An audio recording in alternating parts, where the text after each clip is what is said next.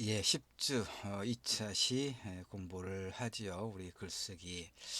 10주는 논증적 글쓰기와 관련된 이런 공부를 하고 있죠. 1차 시에서는 이제 그 토론 수업과 그러니까 그 독서의 어떤 중요성과 함께 그 자기 해석의 한계에 갇혀 있을 수 있는 그 독서의 그런 어떤 한계를 이제 벗어나기 위해서 토론도 매우 중요하다. 뭐 이런 얘기를 좀 했었죠. 자, 2차 시에는 이제 자료를 중심으로 보도록 합시다. 논설문. 그러니까 우리가 이제 이게 좀 그 비슷한, 그러니까 뭐 결국은 같은 의미인데 유사 유의어라고 해야 되겠죠. 유의어가 굉장히 많아요. 그러니까 우리가 지금 논증적 에세이라고 우리가 이야기합니다. 논증적 에세이 우리 대학에서 이렇게 이야기해요.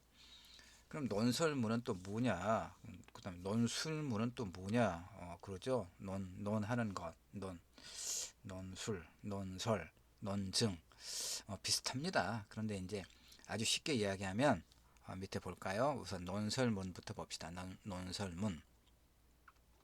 어떤 주제에 대해서 그러니까 주제 그래 어떤 문제에 대해서 그렇죠? 어떤 문제에 대해서 설득력 있는 논거를 바탕으로 자신의 생각이나 주장을 논리적으로 전개한 글.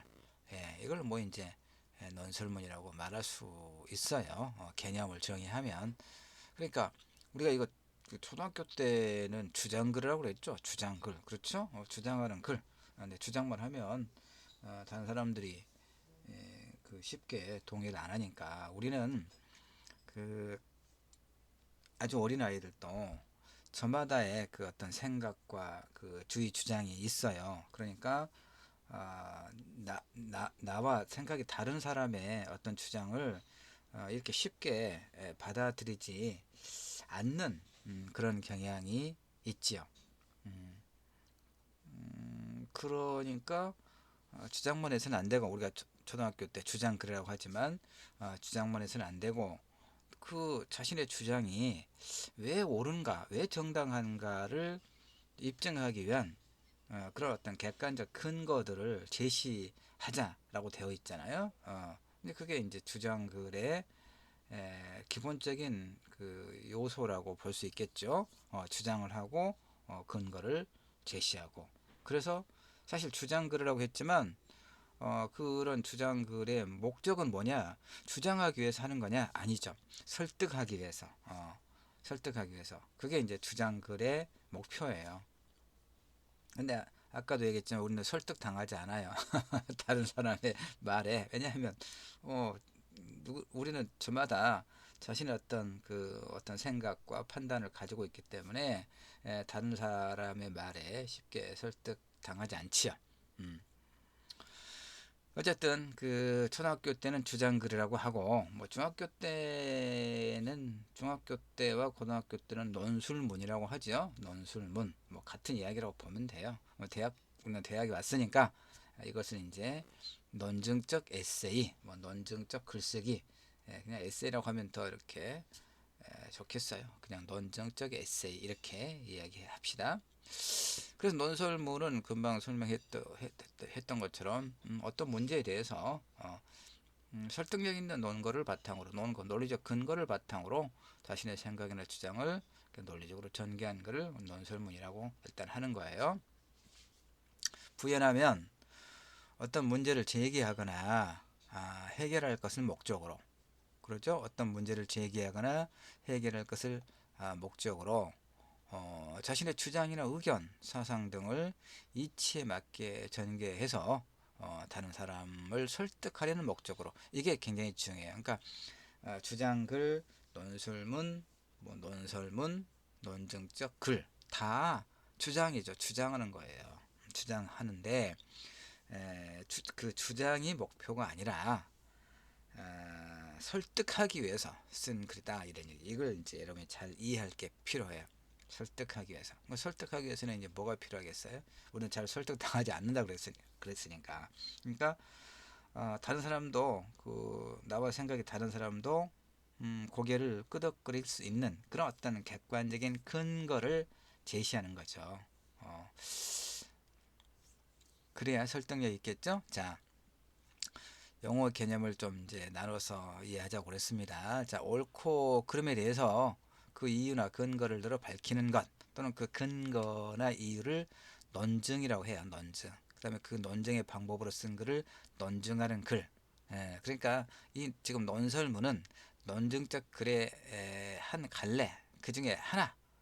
그래서 이제 복잡해서 이게 좀 혼란스러워요. 사실은 우리가 그 한글이 우리가 한글 자랑스러운 한글을 가지고 한글을 공부하고 한글로 표현하지만 우리가 이제 중국의 한자 문화권에서 오랫동안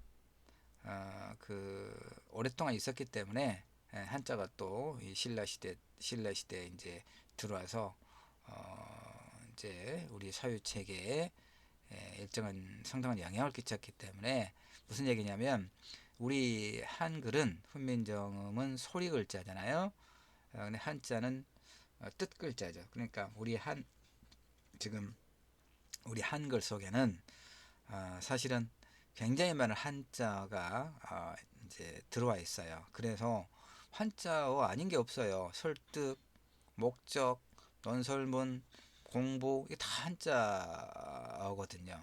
이걸 이제 우리말로 바꿔서 표기하는 이제 이런 한글을 만든 건 굉장히 대단한데 그래서 지금 일정하게 혼란스럽다 그 얘기를 좀 길게 하고 있는 겁니다. 다시 자 개인이나 집단 사이에 관점 또는 의견의 차이가 당연히 있죠. 이럴 때 자신의 주장을 논리적으로 입증하기 위해 쓰는 글을 논증하는 글 이제 거의 비슷해요. 그렇죠? 지금 우리가 논증적 에세이 논증하는 글을 이렇게 10주차부터 공부를 하고 있는데 지금 어떤 그 개념적 이해를 이제 좀 여러 방식으로 지금 설명하고 있는 겁니다. 그래서 이제 그 글의 목적은 뭐냐? 설득을 목적으로 한다고 그랬습니다. 설득을 목적. 이런 글들의 목적은 설득을 목적으로 하는 거다. 이를테면 우리가 또 이제 우리가 많이 쓰지는 않지만 많이 읽는 글 중에 하나가 설명문이 있죠. 설명문. 뭐 모바일 휴대폰을 새로 샀다. 그러면 그 안에 설명문이 있죠. 뭐 컴퓨터를 샀을 때도 그렇고. 그러니까 이런 어떤 그 모든 상품에는 이제 별도로 설명문이 첨부가 되거나 아니라도 그 이제 포장 겉면에라도 그 제품에 대한 설명이 되어 있죠. 이를테면 사용에 대한 제품을 어떻게 사용할 것인가에 대한 설명서가 있죠. 이게 사용 설명서라고 하잖아요. 사용 설명서는 그럼 설명문은 이제 그런 글들이 설명문인데 설명문의 목표는 뭐예요? 목적은 그러니까 그 어떤 제품을 무엇인가를 이상 없이 효과적으로 사용 내지는 활용할 수 있도록 상세하게 안내하고 있는 글 이게 안내하는 것 그렇죠. 이거 이제 그런 안내를 통해서 어떤 제품이나 어떤 기기나 무엇인가를 충분하게 사용할 수 있도록 하는 것이 설명문의 목적이죠. 그런 것처럼 논증하는 글, 논증적 에세이의 목적은 이름이 무엇이든 예컨대 논설문, 사설, 논평, 비평문, 담화문, 연설문 등 무엇으로 부르든 간에 설득을 목적으로 하더라. 그런데 이제 비평문이 하나 들어왔네. 우리가 지금 그동안에 또 비평문을 8 언제부터 비평문을 공부를 했습니까? 우리가 7, 8, 9 이렇게 3주간에 걸쳐서 비평문을 공부를 했는데 비평문은 어떤 그 대상에 대한 가치 평가를 하는 글이 비평문이라고 했었죠.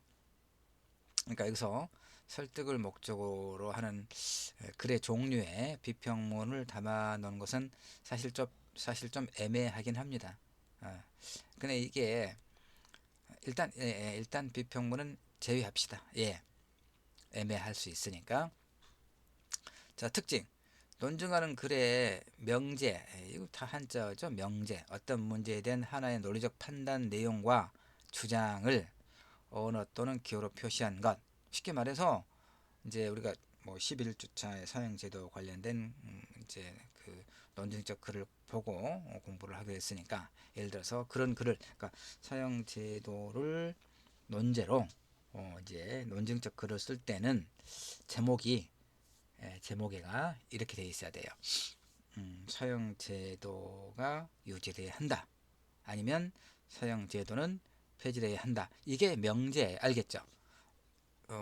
명제가 뭔지 알겠죠? 어떤 문제에 대한 하나의 논리적 판단 내용과 주장을 언어 또는 기호로 표시한 것, 이 명제란 얘기죠. 그러니까 논증하는 글의 명제 또는 주장은 분명해야 된다 이 말이에요. 그러니까 사형제도를 폐지해야 한다. 굉장히 명료하죠. 사형제도에 대해서 폐지해야 된다. 아니면 사형제도는 유지돼야 한다. 굉장히 명료하죠. 이게 명제예요. 명제. 논증하는 글의 명제는, 그러니까 논증적 에세이의 제목은 바로 그런 두 가지, 무엇의 이제 글의 대상이 무엇인가, 무엇을 다루고 있는 글인가, 사형제도. 그러면 그 논제에 대해서 글쓴이의 입장 및 태도는 어떠한가? 폐지해야 한다. 아니면 유지해야 한다. 굉장히 이 두 가지 의미가, 두 가지 요소가 이를테면 의미적 요소가 제목 속에 논증적 글은 들어가야 된다. 이런 얘기죠. 명료하게. 논리적 근거죠. 논거는 신뢰성과 타당성이 있어야 하고, 추론 논리적이어야 하고, 진술 및 사용하는 용어가 정확해야 되는 이제 이런 특징을 가지고 있어요. 알겠죠? 자, 논설문을 지금 계속 이제 뭐 논설문 합니다. 그냥 하여튼 논증적 글, 그렇게 이해를 하면 돼요. 논증적 글은 옳다고 생각되는 것에 대한 글쓴이 주장이 좀 독창적일 것. 주장이 독창적이기는 좀 어려울 거예요. 예컨대 사형제도 관련해서 이건 이제 뭐 우리 사회 오랜 쟁점이어서 11주차에 공부하기로 하고 내가 자꾸 이야기합니다만은, 어떻게 주장을 독창적으로 이야기하죠? 그런데 사형제도는 폐지돼야 한다. 또는 사형제도는 유지돼야 한다. 이건 독창적이라고 말하기 어렵죠. 좀 명료할 것, 명료할 것. 그러니까 이제 그 주장에 대한, 그러니까 주장이 독창적이 한다는 것은 이것도 좀 사실은 그렇게 썩 만족스럽지 않은, 내가 쓴 그림에도 불구하고 그렇게 썩 만족스럽지는 않습니다. 글쎄 주장이 명료할 것. 그 다음에 그 주장에 대한 의견이나 근거, 이유가 타당할 것. 그렇죠. 논설문의 근거는 일관성과 통일성이 있어야 하며 그 표현은 명확한 것이 한다. 논설문에는 이제 어떤 문제에 대해서 연구한 결과를 발표한 학술 논문, 이건 이제 우리가 11, 13, 14, 15주 차에 그런 학술 논문들을 볼 거예요. 그러니까 논증적 글 중에서 가장 완성된 형태. 사실 비평문도 마찬가지죠. 그래서 내가 이제 여기도 써놓긴 했어요. 이게 경계가 좀 애매한 측면이 있어서 이제 그렇게 이야기를 했습니다만은, 자, 특히 이제 문학 비평문은 문학에 대한 문학 작품을, 문학 텍스트를 대상으로 한 논문은 비평적 글에 가깝고, 이제 어떤 뭐 사회적 쟁점이라든가 이런 문제, 예컨대 사형제도라든가 뭐 낙태죄라든가 아니면 뭐 하여튼 그런 문제와 관련된 논문은 논증적 글에 가깝죠. 알겠죠? 이제 그런 구분. 같은 학술 논문이라도 문학 텍스트를 대상으로 한 논문은 비평문에 가깝고, 어떤 사회적 쟁점과 관련된 논의를 이어가는 글은 논증적 에세이에 가깝다 하는 거예요. 그 다음에 이제 사설, 평론도 이것도 아까 비평문과 같은 그런 그러니까 여기 이제 좀 넓게 광의의 논증적 글을 지금 이야기하고 있어요. 그러니까 좀 더 그 이제 논증적 글의 범위를 좁혀보면 학술 논문, 뭐 사설, 칼럼 이 정도를 이제 논증적 글이다라고 말할 수 있어요. 이런 부분들은 이제 비평문에 좀 가까운 그런 글이죠. 자, 논설문을 쓰기 위해서는 제일 먼저 그러니까 우리가 1차 시에서 조금 이야기했지만 토론을 하기 위해서는 무엇에 관해서 할 것인가 논제를 정할 게 필요하죠. 예, 논설문도 마찬가지예요. 무엇에 관해서 글을 쓸 것인가 주제를 정해야 되겠죠. 우리 수업에서는 비평문도 내가 무엇에 대해서라고 지정을 하진 않았죠. 여러분의 선택을 그러니까 좀 존중하는 그런 의미에서 그러니까 논증적 글 에세이, 이 논증적 글을 과제로 내줄 때도 무엇에 대해서 쓰도록 이렇게 주제를 내가 한정하지는 않을게요.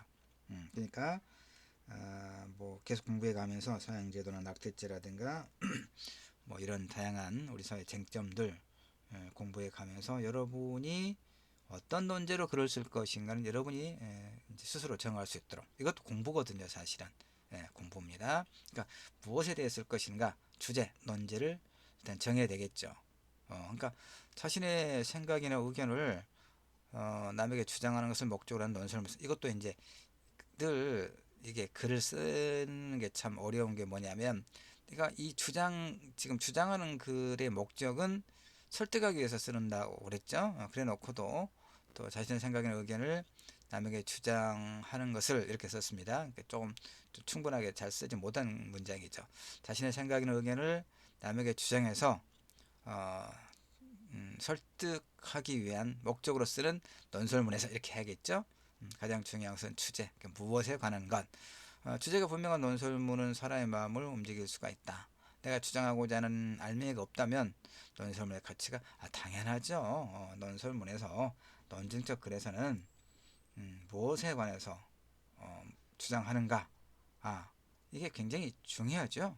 그 다음에 이제 이렇게 주제가 정해진 다음에는 그 주제와 일치하는 올바른 주장을 설득력 있게 전개해야 되겠죠. 그러니까 추상적이고 상식적인 주장을 내세우면 상대방에게 공감을 주기가 어려워요.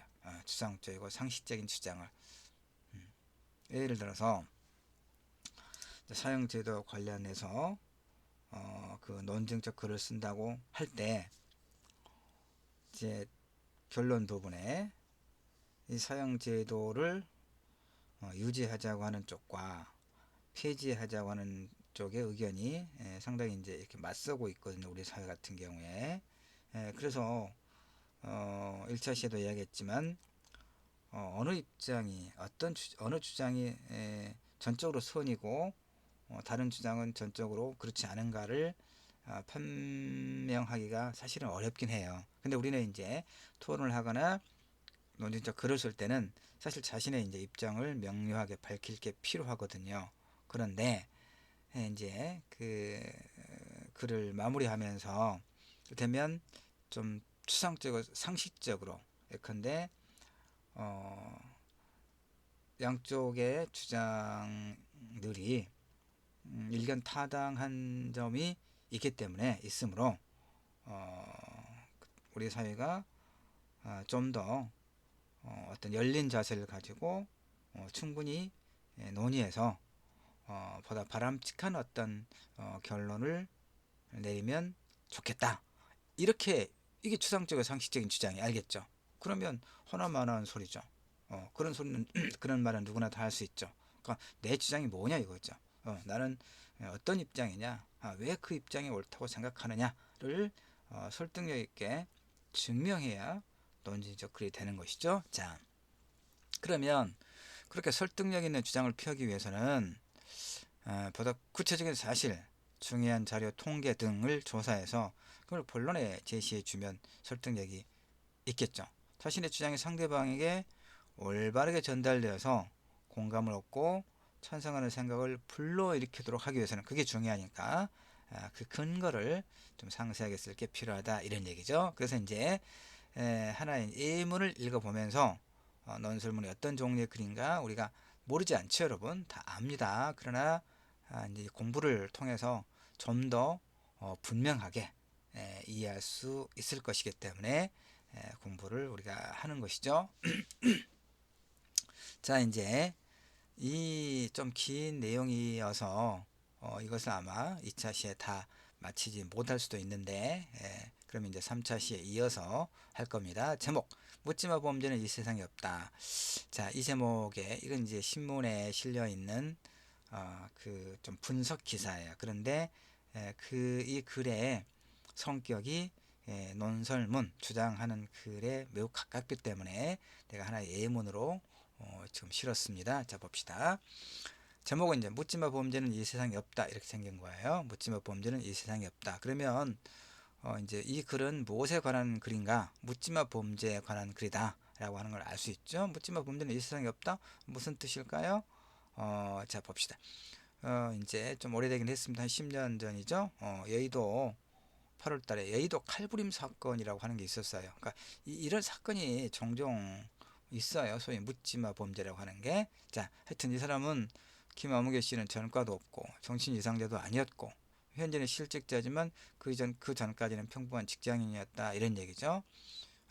근데 이제 그러니까 여의도 칼부림 사건 그냥 그 여러 사람들을 자신과 일면식도 없고 자신이 갖고 있는 어떤 부정적인 어떤 감정 정서와 무관한 그런 사람들에게 칼부림을 해서 지나가는 사람들에게 이제 죽고 다치게 만든 그 사건이 있었거든요. 하여튼 이 사람은 이제 범행을 그는 후회한다고 여러 차례 말했다는 거죠. 현장 검증에서도 흐느끼면서 제대로 서기도 힘들어했고, 그러니까 이 사람이 왜 이제 이런 사건을 일으켰느냐?